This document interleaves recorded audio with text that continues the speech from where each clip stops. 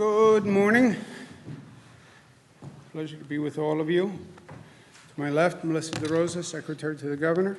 To my right, Robert Mujica, Budget Director of the State of New York, also gracing the cover of City and State magazine this month, where he has that big, warm smile that he's famous for. Today is day 95 of the situation dealing with the coronavirus pandemic, and it is day 10 of the situation dealing with the civil unrest after the murder of Mr. Floyd that we all saw on TV. The president held up the Bible the other day in Washington, D.C.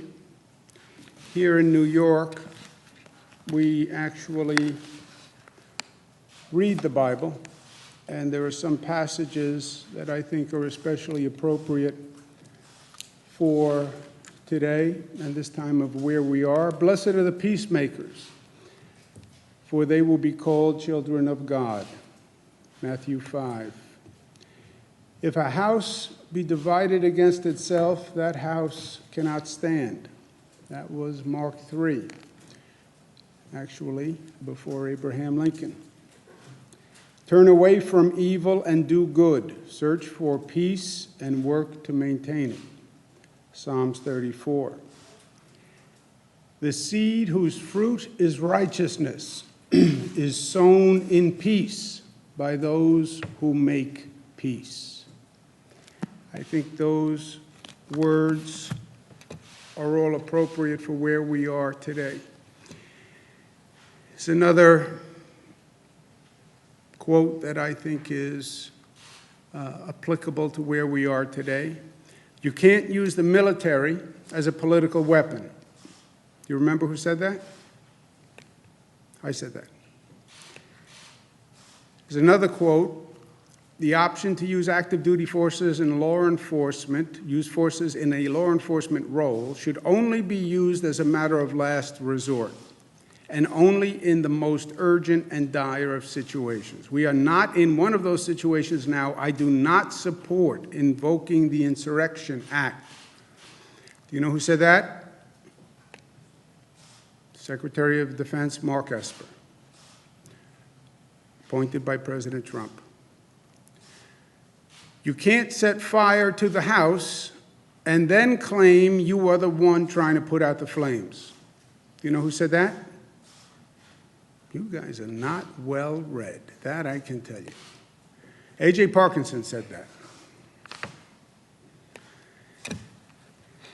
Last night we had continued protests across the state, but there are two very different situations that are going on, and we have to keep them separate, and we have to address them as separate situations because they are night and day. One is protesting, and the other is looting.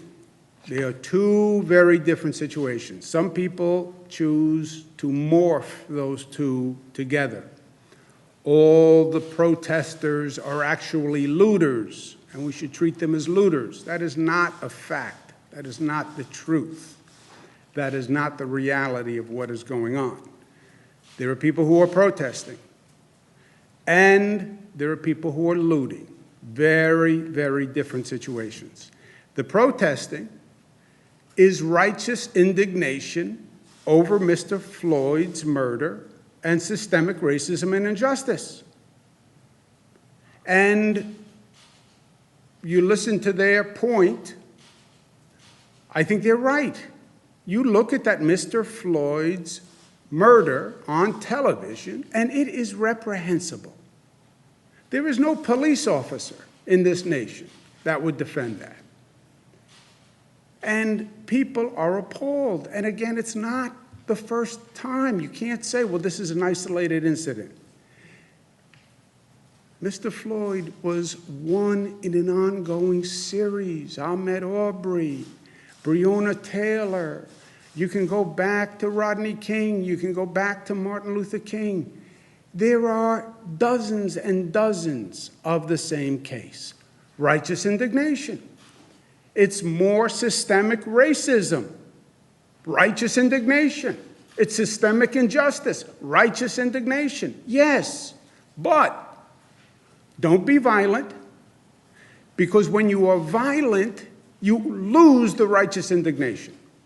When you are violent, you play to the critics who want to say, oh, they're all violent looters. They're all a criminal element. And that actually defeats the righteousness of the message. Mr. Floyd was nonviolent. He was nonviolent against the police. The crime that they were possibly investigating was a nonviolent crime. Violence actually demeans the situation and loses the righteous indignation. And I would urge the protesters to respect the curfew, because the curfew is necessary because the police have a real job of policing, dealing with the looters. And the looting is criminal behavior, pure and simple. There's no righteousness, there's no message, there's no indignation. These are opportunists who see the police are busy dealing with the protesters, and they say, well, here's an opportunity to loot and to steal and to cause mayhem. That's all they are. This is criminal behavior, period, designed to create chaos. Well, there are anarchists in there also. Fine. It's all illegal behavior. And we will not allow our cities in this state to be in chaos. Period. Public safety is rule one. Maintaining order is rule one. It's not going to happen in the state of New York. We're not going to allow the looting that we've seen on videotapes, the chaos that we've seen. Period. The police must be empowered to keep order, stop the looting, and stop the criminal activity. Distinguish between the protesters and the looting. Yes, you have police action which is necessary to work with the protesters, but the police have to be there and be empowered to stop the looting and the chaos and the criminal behavior that people are trying to exploit this moment for their own selfish criminal purposes. And the police have to be able to do their job. And the police have to be supported in being able to do their job. I've sent New York State Police to cities to deal with these protests. They have to have the right numbers. They have to be empowered to do their job. And we've had protests again last night all across the state. I want to applaud the local police who have done a great job. I want to applaud the state police who have done a great job. The protests were mainly peaceful all across the state. And I want to thank all involved for keeping it that way, protesters included. New York City last night was much better. The protesters were mainly peaceful. The police officer had the resources and the capacity to do their jobs, and the results last night were much, much different than the night before, and that's what it's all about. And I think the people in New York City should feel much better today than they did after the night of looting. These are perilous times. There's a lot going on, and we have to understand what's going on and the difference among the issues that we're dealing with. You have the COVID crisis. You have the murder of Mr. Floyd, two very different situations, but both critical in and of themselves and both happening at the same time. It's then wrapped in an environment and a dynamic that is racially charged and politically charged. It makes it a very, very perilous time in this country. And we have to be careful. We have to be very careful because the consequences are steep on both sides of this equation. So leadership, good government, responsibility is more important than ever before, especially in these divided times. COVID-19 is still a real threat. We're still battling that. I know it's not on the front pages today, but it is still in people and in society. We're still battling that. That is going better than it has ever gone in New York. We have the lowest number of hospitalizations ever, and we have the lowest death toll ever.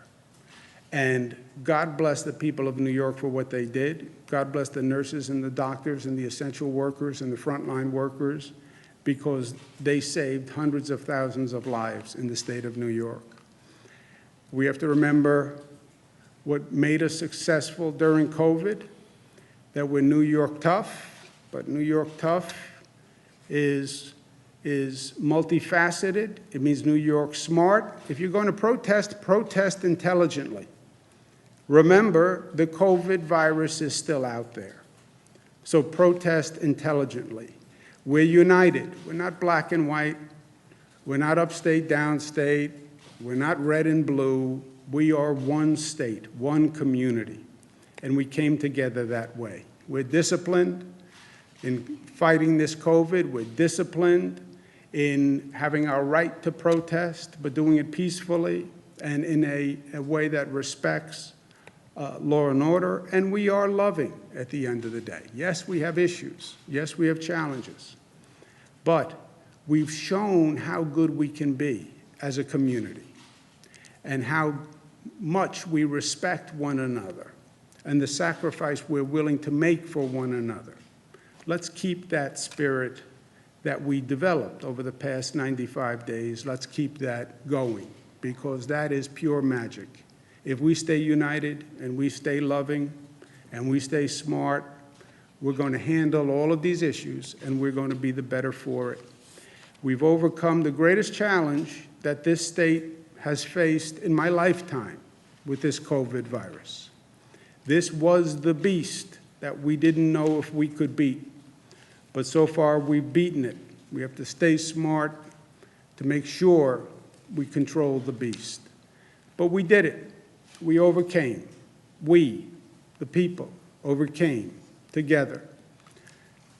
Last words for today: do not be overcome by evil, but overcome evil with good. Romans 12. That, my friends, is New York tough, smart, united, disciplined, and loving. Questions? Governor, how do we tackle the power of police unions and the need to change culture within local police agencies and the wider criminal justice system? Your policy ideas don't really hit at the issue. Why aren't bad apples being called out by colleagues? And will you allow the release of state troopers' disciplinary records under 50A? Well, you have a lot in there. There are necessary reforms that need to be made. There's no doubt about that. That's, I hope, the positive legacy of the injustice that was done to Mr. Floyd. Many of those policies are already law in the state of New York. 50A, the disciplinary records, I hope will become law shortly. And we have to respect everyone's interests there. And I look forward to doing that. And I think the legislature is prepared to do it. And I think they're going to be coming back in the next couple of weeks to have those conversations. The culture change in the power of police unions specifically, that's something the mayor has talked about, sort of trying to change the culture. How do you know, as governor, what's your role in sort of trying to get local agencies to start thinking about this idea? Yeah, I don't know what the mayor was referring to, so let me find out what he said, and then I'll comment if appropriate. Governor, you brought a Bible to the dais today. That's an obvious reference to what the president did on Monday. What do you make? I said it was. Yeah, no, absolutely. Yeah, that's why it was obvious, because I said it. I got it. What do you make? You're saying even if I didn't say it, you would have figured it out. Absolutely. Well, of course. What do you make of the president's recent attacks on New York? What do you think he's trying to do there? Is he trying to rile his base? Is he trying to make legitimate criticisms about your stewardship of the state as well as the city? Well, far be it for me to psychoanalyze the President of the United States. I have a law degree. I have no medical degree, as I've told you, and I have no degree in psychoanalysis. It's nothing new for the President. He's not just attacked New York in tweets. His policies have been vicious to New York. He changed the tax code in a way that increased the taxes in New York and other Democratic states. He has failed to do anything positive for New York. He's gone out of his way to be negative to New York. Now, why? You know, is it politics? Who knows? That's for someone else to answer. But the negativity, forget the tweets. You know, who cares about the tweets?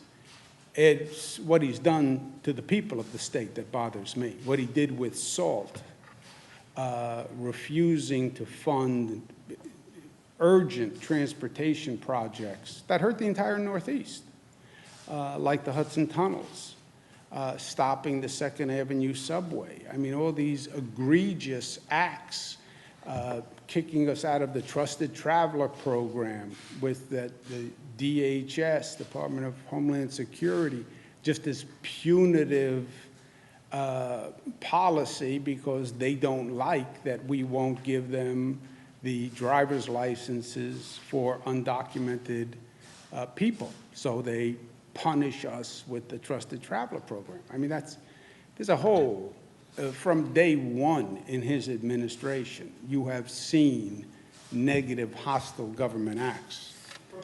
And then, by the way, the most recent refusal to fund state governments, which is negative to New York, but it's also negative all across the board. But you did praise some of his Corona action. Right? Yes, there have been good things, helping us with Javits and with the Army Corps of Engineers and the additional beds. That was very helpful. And look, I said from day one, I'm not playing politics with the president. When he does the right thing by New York, I say he did the right thing by New York. Well, Democrats don't like me to say that. It's the truth.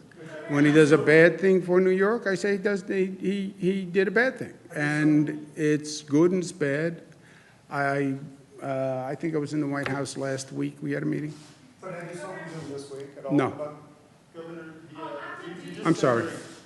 Duty troops from Fort Jerome were sent to D.C. to help out law enforcement there. Do you have a comment on that, and how do you feel about that? Well, yeah, I don't think you should use active military for political purposes. I don't believe it's constitutional. And now you have his Secretary of Defense saying that they shouldn't be used. Now, how can the Secretary of Defense say that and then do it? That's another question. If you don't believe it's right, when you pull up Secretary Esper's quote again there, please. If you don't believe it's right, why did you do it? You can't do it and then say, I think it's wrong. So you just admitted that you did something that was wrong? Well, look at his quote. The option to use active duty forces in a law enforcement role should only be used as a matter of last resort and only in the most urgent and dire circumstances. We are not in one of those situations now. I do not support invoking the Insurrection Act. Then how did you do it, Mr. Secretary? Question for him, not for me. Jimmy? Governor, you know, that's clear about active duty military, but can you talk a little bit more about the National Guard? How close was Well, the what state were to- they, in the question was about active military in Watertown, right, Fort Drum? Yeah, That was the question. Different question. Okay. So how close did you come to activating the National Guard for New York City? Did you ever suggest to city officials that you thought the National Guard should be on standby? And just shed a little bit more light on that and when you think it would be appropriate to do that, especially given your statements now about using active duty military personnel. Oh, National Guard are different than active military personnel for political purposes. National Guard, we deploy for public purposes. We deploy them to help with the COVID virus. We deploy them for storm emergencies. If they were deployed for New York City, that's not a political purpose. That's to help the police function in New York City. So those are not political purposes. But we did not send the National Guard in New York City. I said yesterday that there was a terrible night of looting. I was prepared to send the National Guard to help to provide the resources if the city needed them. But I said, I don't believe the NYPD needs the National Guard. They're the largest police force in the United States of America. They're like 38,000 people. So I don't believe they needed the National Guard. I believe there was an issue of management and deployment of the NYPD. You know, you have to remember the NYPD, first on a personal level, I grew up in Queens. You know, I grew up with the NYPD. You know, my neighborhood, a lot of my friends became police officers in New York City. It's the best, a little New York arrogance, but I believe it's the best police department in the country. And we know the police officers can handle these situations because they have, right? We've gone through the Sean Bell situation. We've gone through the aftermath of Amadou Diallo, aftermath of Abner Louima. We went through Crown Heights, the Gavin Cato death. And then we went through the aftermath of Crown Heights. There was a whole report done on Crown Heights that studied what happened. It was like 4 or 5 days of riot. So we've done this. You know, this has been there, done that for the police. The police officers know how to do it. These are the best. Now, a police officer needs support. They need the right deployment. They need to be empowered. They need the capacity to do their job. They have to know that they're backed up. They have to know that if they're out there, they can do what they have to do. If they have to arrest somebody, they have to arrest somebody. They have to have the right gear. So they have to get the support that they need. But they're it's not about the NYPD. And by the way, one other point. Forget everything else. It's about getting results, right? I'm here to get things done and make life better for people. We got results. Last night was a much, much better night than the night before. So it worked. We got results. Let's just remember what we did last night, and let's keep that going. Governor, the Rensselaer County executive is urging businesses there to ignore the phases and just suggesting to them that they open up right away if they so choose. And he's also starting a GoFundMe page to help pay fines if there were any fines. Do you have any response to that? Well, I don't think telling people to violate the law is a good idea. And somebody tells you to violate the law, that's not an excuse when you violate the law. So you still get the fine or whatever the penalty is for violating the law. You would still be liable. You would still get sued.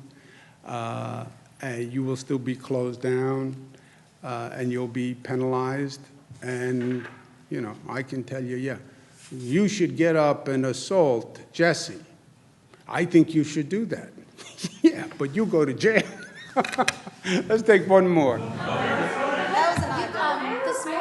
This morning on one of the radio shows, or one of the shows downstate, Chief Monahan of the NYPD said that you called him to apologize for your remarks yesterday in regards to the NYPD.